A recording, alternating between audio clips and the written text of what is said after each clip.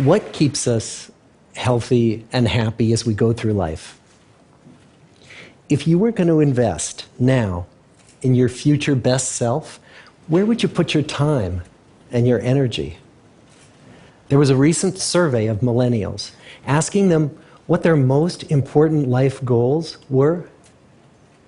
And over 80% said that a major life goal for them was to get rich. And another 50% of those same young adults said that another major life goal was to become famous. And we're constantly told to lean into work, to push harder and achieve more. We're given the impression that these are the things that we need to go after in order to have a good life. Pictures of entire lives, of the choices that people make and how those choices work out for them, those pictures are almost impossible to get. Most of what we know about human life, we know from asking people to remember the past. And as we know, hindsight is anything but 20/20. We forget vast amounts of what happens to us in life, and sometimes memory is downright creative. But what if we could watch entire lives as they unfold through time? What if we could study people from the time that they were teenagers all the way into old age to see what really keeps people happy and healthy? We did that. The Harvard study of adult development may be the longest study of adult life that's ever been done. For 75 years, we've tracked the lives of 724 men. Year after year, asking about their work, their home lives, their health, and of course, asking all along the way without knowing how their life stories were going to turn out. Studies like this are exceedingly rare. Almost all projects of this kind fall apart within a decade because too many people drop out of the study, or funding for the research dries up, or the researchers get distracted, or they die, and nobody moves the ball further down the field. But through a combination of luck and the persistence of several generations of researchers, this study has survived. About 60 of our original 724 men are still alive, still participating in the study, most of them in their 90s. And we are now beginning to study the more than 2,000 children of these men. And I'm the fourth director of the study. Since 1938, we've tracked the lives of two groups of men. The first group started in the study when they were sophomores at Harvard College. They all finished college during World War II, and then most went off to serve in the war. And the second group that we've followed was a group of boys from Boston's poorest neighborhoods. Boys who were chosen for the study specifically because they were from some of the most troubled and disadvantaged families in the Boston of the 1930s. Most lived in tenements, many without hot and cold running water. When they entered the study, all of these teenagers were interviewed, they were given medical exams. We went to their homes and we interviewed their parents. And then these teenagers grew up into adults who entered all walks of life. They became factory workers and lawyers and bricklayers and doctors, one president of the United States. Some developed alcoholism, a few developed schizophrenia. Some climbed the social ladder from the bottom all the way to the very top, and some made that journey in the opposite direction. The founders of this study would never in their wildest dreams have imagined that I would be standing here today, 75 years later, telling you that the study still continues.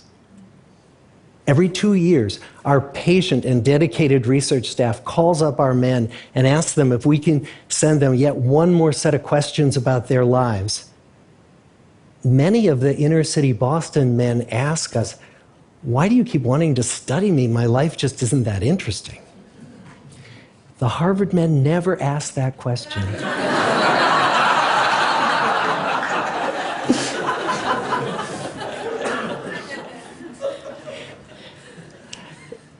get the clearest picture of these lives, we don't just send them questionnaires. We interview them in their living rooms. We get their medical records from their doctors. We draw their blood. We scan their brains. We talk to their children. We videotape them talking with their wives about their deepest concerns. And when, about a decade ago, we finally asked the wives if they would join us as members of the study, many of the women said, "You know, it's about time." So what have we learned? What are the lessons that come from the tens of thousands of pages of information that we've generated on these lives? Well, the lessons aren't about wealth or fame or working harder and harder. The clearest message that we get from this 75-year study is this: good relationships keep us happier and healthier, period. We've learned 3 big lessons about relationships. The first is that social connections are really good for us and that loneliness kills. It turns out that people who are more socially connected to family, to friends, to community, are happier, they're physically healthier, and they live longer than people who are less well connected. And the experience of loneliness turns out to be toxic. People who are more isolated than they want to be from others find that they are less happy, their health declines earlier in midlife, their brain functioning declines sooner, and they live shorter lives than people who are not lonely. And the sad fact is that at any given time, more than 1 in 5 Americans will report that they're lonely. And we know that you can be lonely in a crowd and you can be lonely in a marriage. So the second big lesson that we learned is that it's not just the number of friends you have, and it's not whether or not you're in a committed relationship, but it's the quality of your close relationships that matters. It turns out that living in the midst of conflict is really bad for our health. High conflict marriages, for example, without much affection, turn out to be very bad for our health, perhaps worse than getting divorced. And living in the midst of good, warm relationships is protective. Once we had followed our men all the way into their 80s, we wanted to look back at them at midlife and to see if we could predict who was going to grow into a happy, healthy octogenarian and who wasn't.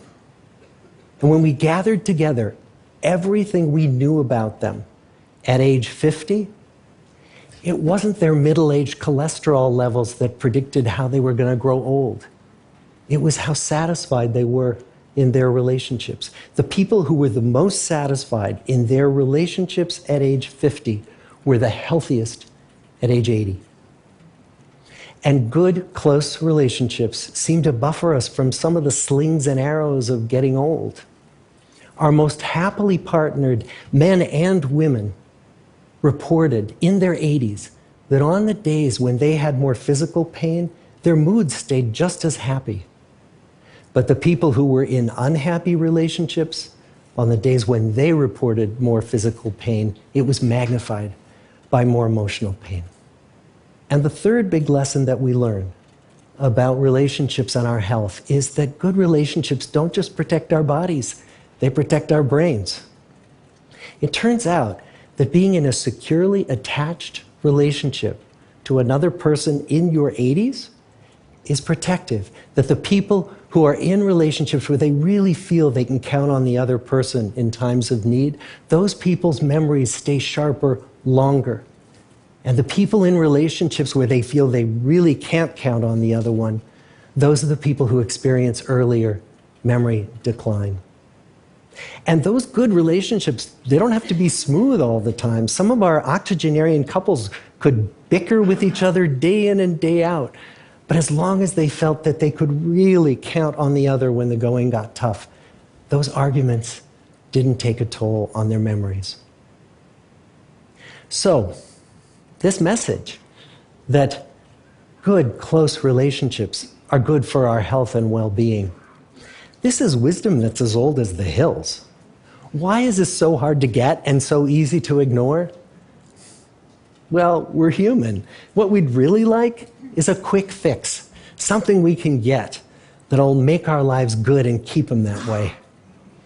Relationships are messy and they're complicated, and the hard work of tending to family and friends, that's not sexy or glamorous. It's also lifelong. It never ends. The people in our 75-year study who were the happiest in retirement were the people who had actively worked to replace workmates with new playmates. Just like the millennials in that recent survey, many of our men, when they were starting out as young adults, really believed that fame and wealth and high achievement were what they needed to go after to have a good life. But over and over these 75 years, our study has shown that the people who fared the best were the people who leaned into relationships with family, with friends, with community. So what about you? Let's say you're 25, or you're 40, or you're 60.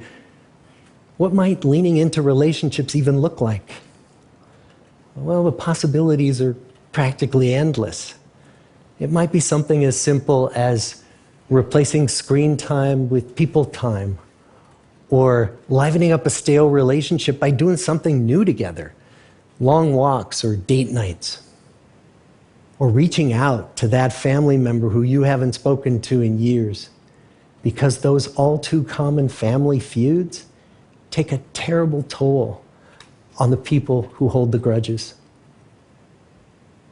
I'd like to close with a quote from Mark Twain.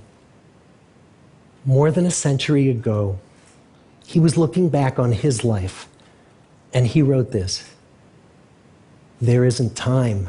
So brief is life for bickerings, apologies, heartburnings, callings to account. There is only time for loving, and but an instant, so to speak, for that. The good life is built with good relationships." Thank you.